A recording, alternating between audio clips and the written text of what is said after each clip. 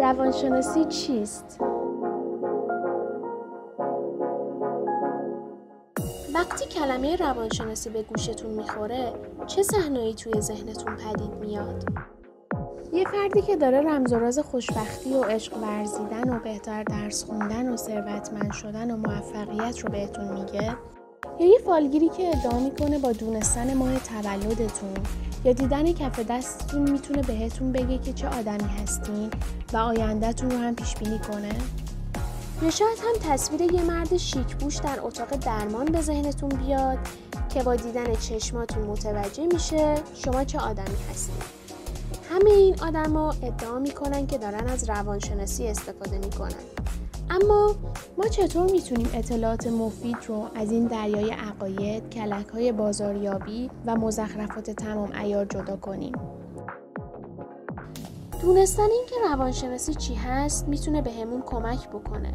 افراد زیادی با حقه‌بازی و پوشش روانشناختی به دنبال این هستن که برای مشکلات و درد و رنج‌هایی که باهاشون دمخور هستیم راه حل‌های آسون و سریع الوصولی ارائه بدن.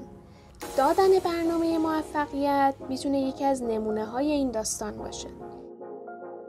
اما آدمی خیلی پیچیده‌تر از این حرف است که بشه با یه برنامه تمام مشکلاتش رو حل کرد. روانشناسی هم به دنبال شناخت همین آدم پیچیده است. یعنی روانشناسی علمیه که به دنبال شناخت رفتار و فرآیندهای ذهنیشه. هر رافی روانشناسانه توی این جهان آشفته به مردم حس تسلط و پیشبینی پذیری رو میده. و خب ما هم دوست داریم رویدادها رو به شکلی ببینیم که دارن از یک الگوی مشخص پیروی میکنن. اما روانشناسی علمی بیشتر اونها رو رد میکنه. نیاز نیست روانشناس باشین تا بدونین آدما رغبت ندارن که بقیه در عقایدشون تردید کنن. در اصل روانشناسی این کارو میکنه که مردم رو بیشتر با خودشون آشنا بکنه. اما این آشنا شدن به سادگی اتفاق نمیفته و خبری هم از جوابای سرراست نیست.